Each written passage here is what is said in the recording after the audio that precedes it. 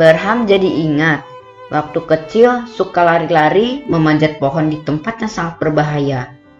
Papa sering menegur dengan mengatakan, "Ayo teruskan," padahal maksudnya disuruh berhenti. Tapi Barham gak mau perhatikan, dan benar saja, tak lama kemudian aku jatuh. Ya, hari ini kita akan melihat bagaimana Ahab yang nekat. Ia mengabaikan nubuat yang diucapkan. Bahkan, dia berusaha menyamar. Hati-hati, jangan ada seorang pun mengira bahwa dirinya bisa bersembunyi dari penghakiman Allah. Yuk kita ikuti sejarah kerajaan Allah di masa pemerintahan Ahab dan Yosafat. Shalom anak-anak semuanya, mari kita sama-sama tundukkan kepala dan kita berdoa sebelum kita belajar kebenaran firman Tuhan. Bapa dalam sorga, kami bersyukur dan berterima kasih untuk kebaikan demi kebaikan yang sudah Tuhan berikan dalam hidup kami. Hari ini pun kembali kami boleh alami kebaikan Tuhan, karena Tuhan menyediakan bagi kami untuk belajar kebenaran firman Tuhan. Kami rindu bahwa kebenaran firman Tuhan membentuk hidup kami, memproses hidup kami, untuk kami boleh menjadi semakin serupa dengan Tuhan. Berikan kepada kami juga kemampuan untuk melakukannya. Terima kasih Tuhan, dalam nama Tuhan Yesus kami berdoa. Amin. Anak-anak yang dikasihi Tuhan, sekalipun Nabi Mika telah mengatakan nubuatan atas hidup Ahab, bahwa dirinya akan mati atau tewas di medan pertempuran Ramot Gilead, serta dia akan mengalami malapetaka, tetapi keputusannya untuk berperang di Ramot Gilead tetap dia kerjakan. Ini menunjukkan bahwa hati dan pikiran daripada Ahab sudah dikuasai oleh dosa. Memang kita tahu bahwa hukuman Allah yang mengerikan adalah ketika manusia tidak lagi mampu melihat dirinya adalah orang yang berdosa dan memerlukan Allah. Dan lebih daripada itu, Allah membiarkan orang-orang yang demikian ini untuk menuju pada kebinasaan. Sebelum Ahab berangkat berperang, Ahab berkata kepada Yosafat bahwa dirinya akan menyamar menjadi seperti pasukan Israel pada umumnya. Artinya bahwa Ahab tidak memakai pakaian kebesaran kerajaannya. Tetapi dia berkata kepada Yosafat agar Yosafat memakai pakaian kebesaran kerajaannya. Yosafat yang saat itu tidak menaruh curiga apapun atas rencana licik daripada Ahab. Yosafat pun menjalankan atas permintaan yang disampaikan oleh Ahab. Dan saat itu Ahab bersama-sama dengan Yosafat beserta seluruh pasukannya menuju ke Ramot Gilead. Anak-anak, di cerita awal ini kita melihat ada satu hal yang aneh terjadi pada diri Yosafat. Padahal bukankah Yosafat sudah mendengar ucapan nubuat yang disampaikan oleh Nabi Mika di hadapan Ahab dan di hadapan Yosafat, yaitu bahwa Ahab akan tewas di Ramot Gilead dan Ahab akan mengalami malapetaka yang besar. Tetapi kenyataannya hari itu Yosafat ikut maju berperang.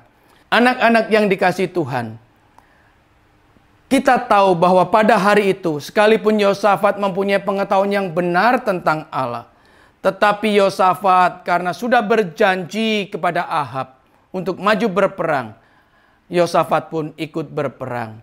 Padahal itu adalah hal yang tidak berkenan kepada Tuhan. Dari cerita ini kita bisa melihat bahwa saat itu Yosafat lebih punya rasa sungkan dan takut kepada Ahab dibandingkan kepada Tuhan. Singkat cerita, maka Ahab beserta Yosafat menuju ke Ramot Gilead.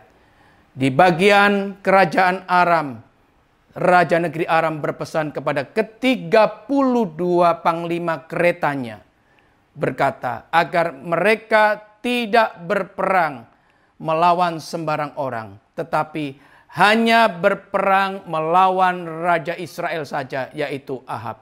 Ke-32 panglima perang ini beserta seluruh pasukannya mentaati akan perintah daripada rajanya. Kedua pasukan baik dari Israel, baik dari Aram saling menuju ke satu titik di Ramot Gilead. Dan ketika orang-orang Aram ini melihat ada satu pribadi yang berpakaian kebesaran kerajaan, maka mereka dengan segera ingin membunuh daripada raja tersebut.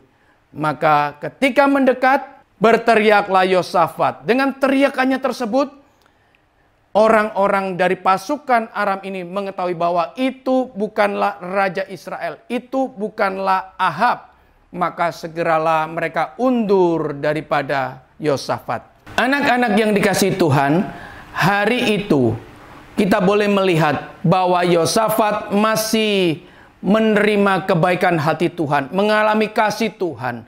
Hari itu Tuhan melindungi Yosafat sehingga Yosafat tidak mati dibunuh oleh pasukan daripada Aram. Ini memperlihatkan sekalipun Ahab merancangkan sesuatu yang buruk atas hidup Yosafat, sekalipun Ahab merancangkan malapetaka atas hidup Yosafat, tetapi hal itu tidak sejalan dengan pikiran Tuhan. Maka gagallah rancangan Ahab atas hidup Yosafat. Anak-anak yang dikasihi Tuhan, hari itu pasukan Aram itu undur bukan berarti mereka meninggalkan peperangan. Salah seorang daripada pasukan Aram ini mengambil anak panahnya dan menembakkan dengan sembarangan. Tapi ada hal yang luar biasa, yaitu bahwa anak panah tersebut menancap di tubuh Ahab yang tertancap di antara celah baju sirahnya. Ini menunjukkan bahwa ada tangan yang tidak terlihat oleh manusia, yaitu tangan Allah yang mengarahkan panah tersebut. Anak-anak, ketika Ahab sudah terluka oleh anak panah tersebut, Ahab memerintahkan penarik keretanya untuk berputar balik. Tetapi pasukan Aram menghadangnya dan pertempuran itu semakin hebat. Darah mengalir keluar dari tubuh Ahab dan pada petang hari Ahab mati atau tewas. Hal ini menunjukkan bahwa nubuatan yang diucapkan oleh Nabi Mika terbukti pada hari itu. Dan teruslah peperangan itu terjadi sampai matahari menjelang terbenam. Ketika itu terdengar teriakan daripada pasukan Israel meneriakkan, "Raja telah mati." Dan saat itu pasukan Israel kehilangan semangatnya untuk bertempur. Mereka kembali ke negerinya masing-masing, yaitu menuju ke Samaria. Dari cerita itu juga dilanjutkan bahwa kereta yang ditunggangi atau yang dinaiki oleh Ahab, oleh penarik keretanya, dicuci di tepi telaga Samaria atau di tepi danau Samaria. Darah yang menetes, yang mengalir itu dijilati oleh anjing. Hal ini juga sudah dinubuatkan oleh Nabi Elia. Dan terbukti apa yang diucapkan Nabi Elia hari itu juga terjadi. Anak-anak yang dikasihi Tuhan, dari cerita ini kita boleh simpulkan bahwa Ahab telah gagal menjadi gembala atas umat Tuhan. Kegagalan Ahab itu dikarenakan Ahab menolak, Ahab meremehkan setiap peringatan atau setiap teguran Tuhan yang diberikan kepada Ahab. Dari cerita hari ini kita boleh simpulkan bahwa sekalipun manusia merancangkan atau mereka-rekakan sesuatu, tetapi jika hal itu tidak sesuai dengan maksud hati Tuhan, Tuhanlah yang akan menggagalkannya. Yang kedua, bahwa ada hukuman Allah yang mengerikan, bahwa ketika manusia tidak lagi bisa melihat bahwa dirinya adalah orang yang berdosa dan memerlukan Allah. Dari dua simpulan ini, mari anak-anak, engkau dan aku senantiasa mempunyai hubungan yang erat dengan Tuhan, sehingga kita boleh menjadi orang-orang yang tidak menyakitkan hati Tuhan, sehingga kita boleh senantiasa sadar bahwa kita adalah manusia yang berdosa dan kita memerlukan Tuhan. Amin. Mari kita tundukkan kepala dan kita berdoa. Bapa dalam sorga, kami berterima kasih untuk kesempatan hari ini. Kami boleh belajar kebenaran firman Tuhan. Mari Tuhan, tolonglah kami untuk senantiasa kami mempunyai kepekaan akan suara Tuhan. Sehingga ketika Tuhan memperingatkan kami, ketika Tuhan menegur kami hidup dalam pertobatan. Terima kasih Tuhan untuk semuanya. Dalam nama Tuhan Yesus kami berdoa. Amin.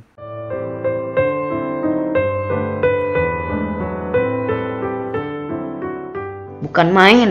Kalau kita mengikuti firman Tuhan, maka terlihat dengan jelas bahwa Allah menguasai sejarah. Jadi, apa yang sepenuhnya tampak kebetulan sesungguhnya dilakukan menurut maksud dan rencana Allah.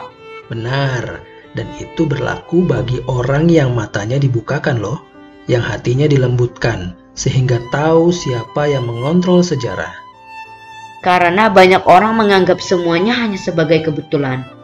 Dan ingat, bentuk hukuman Allah yang paling mengerikan adalah manusia berdosa tidak dapat lagi melihat bahwa dirinya adalah orang yang berdosa. Wow, kita harus berkaca kepada firman Tuhannya yang besok terdapat dalam 1 Raja-Raja 22 ayat 41 sampai 51 dan 2 Tawarik 17. Sayonara.